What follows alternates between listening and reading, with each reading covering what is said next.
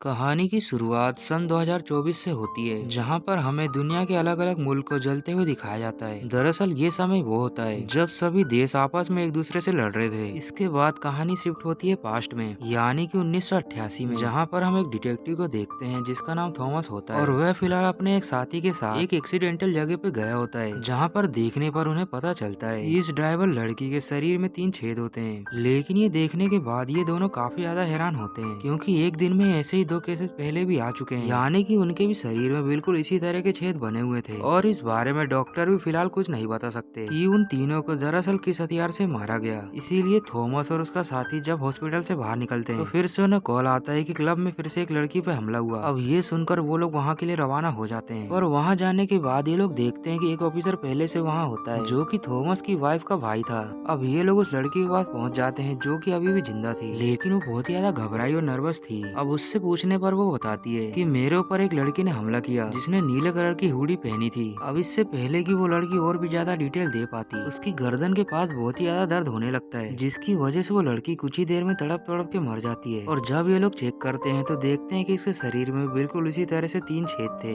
जो कि इस लड़की के मौत का कारण बनी। और ये मौत भी पहले की तरह ही हुई है। अब पुलिस वाले बिना किसी देरी के नीली हुडी वाली लड़कियों को उठाने लगते हैं और उनसे सख्ती से पूछताछ करने लगते हैं। दूसरी तरफ थॉमस अपने साथी के साथ शहर में इधर उधर ढूंढ रहा होता है कि तभी उसके सामने एक नीली हुडी वाली लड़की आ जाती है, जिसके हाथ में खून लगा था। अब इन दोनों को देखने के बाद वो लड़की वहाँ से भागने लगती है और ये दोनों भी उसका पीछा करने लगते हैं, जहाँ भागते भागते वो लड़की मेट्रो स्टेशन चली जाती है। और तभी थॉमस का फ्रेंड उसे देख लेता है और गन पॉइंट पे ले लेता है। लेकिन वो लड़की बहुत ही ज्यादा तेज होती है, क्योंकि वो उसके दोस्त से फाइट करने लगती है, जिसमें थॉमस के फ्रेंड का पैर टूट जाता है। अब इससे पहले कि वो उसे जान से मारती, तभी थॉमस वहाँ पे आ जाता है और उस लड़की को गन पॉइंट पे ले लेता है, जहाँ वो लड़की थॉमस को देखने के बाद कहती है कि मेरा नाम राया है। और वो आगे उसे ये भी बताती है कि तुम्हारी वाइफ प्रेग्नेंट है, तो आज तुम्हारी एक प्यारी सी बेटी होगी, लेकिन उसके बाद तुम्हारी बीवी मर जाएगी। अब ये सुनकर थॉमस को तो यकीन नहीं होता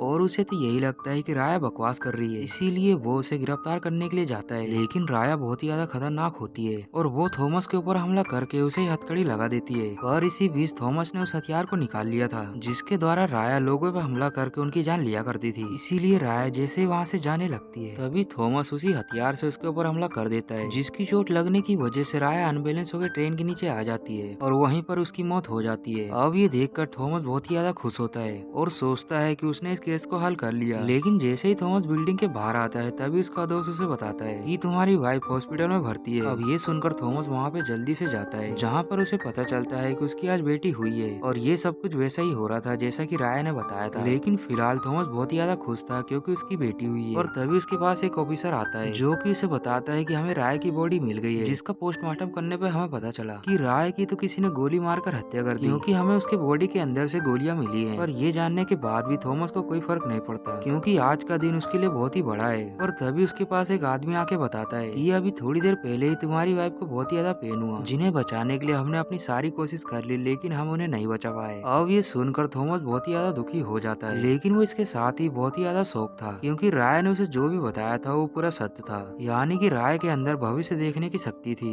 अब थॉमस ये सब सोच के काफी ज्यादा हैरान हो रहा होता है, क्योंकि वो सोच के परेशान था कि राय को ये सब कैसे पता। अब ऐसे ही 9 साल बीत जाते हैं और हम देखते हैं कि थॉमस की जो बेटी होती है वो काफी बड़ी हो गई होती है, और आज ये लोग थॉमस की वाइफ की ग्रेव पे जाने वाले हैं, क्योंकि आज ही के दिन उसकी मौत हो गई थी। अब ये लोग थोड़ी ही देर में उसकी ग्रेव पे पहुंच जाते हैं, जहाँ पर जाकर थॉमस देखता है कि उसकी ग्रेव पे तो पहले से फूल रखा है। ये देखने के बाद थॉमस को लगता है कि शायद उसकी वाइफ के भाई ने रखा होगा, इसीलिए वो उससे फोन लगा के पूछ लेता है, लेकिन वो कहता है कि मैंने उस फूल को नहीं रखा। अब इससे पहले कि थॉमस और कुछ सोचता है, तभी से कॉल आता है, जिसमें बताया जाता है शहर में एक लड़की की मौत हो गई है, जिसे कि बिल्कुल वैसा ही मारा गया है जैसे कि 9 साल पहले मारा गया था। अब थॉमस ये बात सुनकर जल्दी से ऑफिस पहुंच जाता है, जहाँ पर उसे सीसीटीवी की वीडियो रिकॉर्डिंग दिखाई जाती है, जिसमें थॉमस देखता है कि एक लड़की है जिसने की नीले कलर की हुडी पहनी होती है, जो कि देखने में बिल्कुल राय की तरह ही लग रही थी। और ये देखने के बाद थॉमस को थोड़ा शक होता है और वह काफी गंभीरता से सोचने लगता है, जिसके बाद वह 9 साल पहले एक राय के सामान को देखता है, जिसमें से उसे एक चाबी मिलती है। ये देखकर तो वो नहीं समझ पाता, इसलिए वो अपने साथी को दे देता है इसकी जांच करने के लिए। लेकिन तभी इन्हें फिर से पता चलता है कि एयरपोर्ट पे एक लड़की की लाश लाश मिली है जिसके गले पर बिल्कुल वैसा ही निशान है जैसा कि 9 साल पहले मारे गए 4 लोगों में था।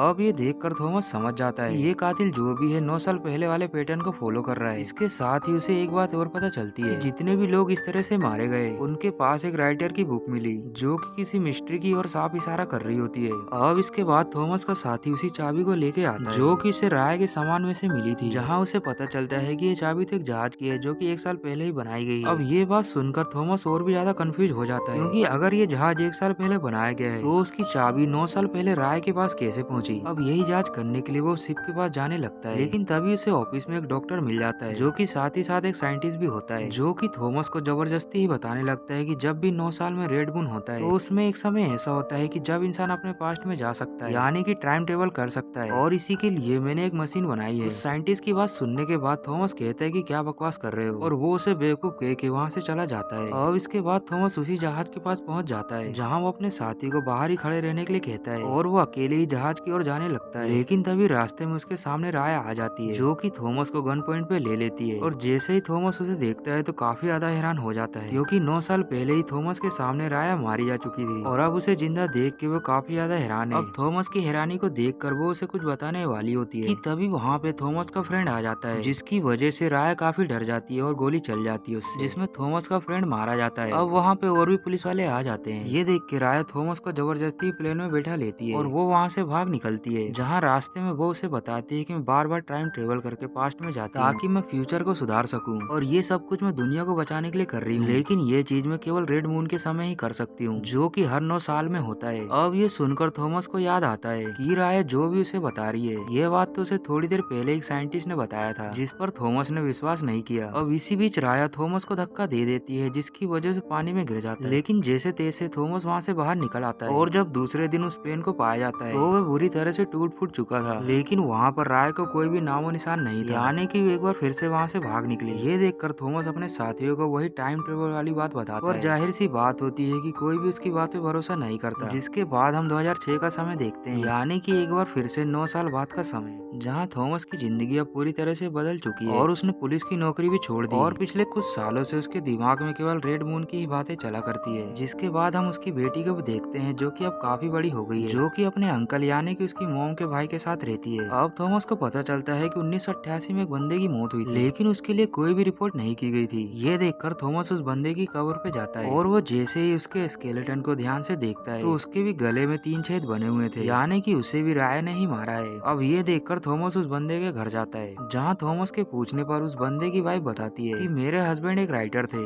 और वो मरने के पहले एक ग्रुप को चलाया करते थे जिसमें ढेर सारे लोग थे, और मेरे हस्बैंड ने एक बुक को भी लिखा था। अब थॉमस पेपर्स को ध्यान से देखने लगता है तो उसे पता चलता है कि इस राइटर का संबंध उन सभी लोगों से था जो कि 1988 और 97 में मारे गए, और उसमें से एक बंदा अभी भी जिंदा होता है। अब ये पता चलते ही थॉमस उस बंदे से मिलने के लिए जाने लगता है, क्योंकि थॉमस को पता चल चुका था कि इस बार मरने का नंबर उसी बंदे का है, क्योंकि आज की रात रेड मून की है। अब थॉमस उस बंदे के घर तो पहुंच जाता है, लेकिन अब तक काफी लेट हो चुका था क्योंकि उस बंदे को पहले ही मार दिया गया था। अब थॉमस उस बंदे की बॉडी को देख ही रहा होता है, तभी वो देखता है कि राय वहाँ से भाग रही है, जिसके ऊपर वो गोली चला देता है, जो कि गोली उसके हाथ पे जाके लग जाती है। लेकिन राय तब भी वहाँ से बाइक से भागने लगती है, और ये देखकर थॉमस भी उसका पीछा करने लगता है। जहाँ बहुत देर पीछा करने के बाद ये लोग नदी किनारे आ जाते हैं, और राय एक पाइप में घुस के दूसरी ओर निकल जाती है। इधर थॉमस जब उसमें से होकर आगे जाता है तो देखता है कि राय तो एक मशीन में बैठी होती है, जो कि देखने में बिल्कुल टाइम मशीन की तरह लग रही थी, और वो थॉमस के सामने ही गायब हो जाती है। दरअसल राय अब टाइम ट्रेवल करके 1988 में जाएगी, जहाँ पर वो थॉमस की वजह से मारी गई थी, और उसकी बॉडी से एक गोली मिली थी जिसे कि थॉमस ने अभी मारा है, यानी कि 2006 में। यानी कि राया इसी तरह के पास्ट को चेंज करना चाहती है, और राया ने 1988 में थॉमस को यही बताया था कि उसकी बेटी होगी। अब इस पूरी बात को थॉमस समझ चुका होता है, लेकिन तभी वहाँ पे पुलिस वाले आके उसे गिरफ्तार कर लेते हैं, क्योंकि उन्हें तो यही लग रहा था कि उस राइटर की मौत इसी की वजह से हुई है, इसीलिए वो उसे अपने साथ लेके चले जाते हैं। अब इसके बाद 9 साल फिर से बीत जाते हैं और 2015 का समय आ जाता है, जहाँ थॉमस अब और भी ज्यादा बूढ़ा हो चुका है, लेकिन वो अभी भी इस बात का पता लगाना चाहता है कि ये दरअसल राया है कौन और उसके पीछे की मिस्ट्री क्या है। इसीलिए वो हमेशा उसी टनल के पास जाके बैठा रहता है जहाँ से राया पिछली बार गायब हो गई थी। इधर जो थॉमस की बेटी होती है उसे भी आज बच्चा होने वाला होता है, लेकिन थॉमस वहाँ भी नहीं जाता क्योंकि आज की रात रेड मून की रात होती है, और थॉमस को यकीन होता है कि एक बार फिर से राया जरूर आएगी, और ऐसा होता भी है। हम देखते हैं कि राया वहाँ पे आ जाती है, जिसे देखते ही थॉमस उसे गन पॉइंट पे ले लेता है और उससे पूछता है कि तुम हो कौन। तो अब राया उसे पूरी सच्चाई बता देती है कि मैं दरअसल तुम्हारी ही ग्रैंड डॉटर हूँ और मैं 2024 से आई हूँ, क्योंकि 2024 में बहुत ही बड़ी जंग चल रही है जिसको सुधारने के लिए मुझे बार बार टाइम ट्रेवल करके पास्ट में आना होता है। और ये सब कुछ उस राइटर की बुक की वजह से हुआ है, जिसकी वजह से लोग अपने देश के बारे में कुछ भी नहीं सुन सकते। और इसी देश प्रेम के चलते लोगों के बीच लड़ाई हुई, जो कि इतनी ज्यादा बढ़ गई कि अलग अलग देशों ने इसमें भाग लिया। और अब ये हाल है कि वर्ल्ड वॉर होने की संभावना हो गई है। इसीलिए इस चीज से निपटने के लिए एक साइंटिस्ट ने टाइम ट्रेवल करने वाली मशीन को बनाया, जिसका उपयोग करने के लिए मुझे चुना गया, ताकि मैं पास्ट को चेंज करके फ्यूचर में होने वाली घटनाओं को रोक सकूं। और मैंने अभी तक जिन जिन लोगों को मारा है उनकी वजह से ही दंगे स्टार्ट हुए, और ये सब करने के लिए मुझे आपने ही बोला है। अब थॉमस देखता है कि राया के हाथ में कोई भी निशान नहीं होता, यानी कि राया 2015 में मिशन पूरा करने के बाद 2006 में जाएगी, जहाँ पर उसके ऊपर गोली चलाई गई थी। इसके बाद वो 1997 में जाएगी, और फिर उसके बाद 88 में जब उसे मार दिया गया था। अब ये जानने के बाद थॉमस बहुत ही ज्यादा दुखी हो जाता है, क्योंकि उसकी वजह से उसकी ग्रैंड डॉटर मारी गई थी। इसीलिए वो अब राया से कहता है कि तुम पास्ट में जाने के बाद मुझे रोक लेना, ताकि मैं तुम्हें मार ना सकूं। पर राया कहती कि ऐसा नहीं हो सकता, क्योंकि ये लोग वन साइडेड है, इसीलिए मैं पास्ट में जाके जिन लोगों को मार सकती हूँ उसी तरह से मैं मर भी सकती हूँ। अब राया थॉमस को समझाती है कि अब मुझे सिर्फ उन्हीं लोगों को मारना है जो कि बच गए हैं, यानी कि वो लोग जिनकी वजह से जंग स्टार्ट होगी, और अंत में मुझे उस राइटर को भी मारना है। अब ये सब कुछ समझाने के बाद राया अपने ग्रैंडफादर को कहती है तुम्हें आज हॉस्पिटल जाना चाहिए, क्योंकि आज ही मेरा जन्म होगा।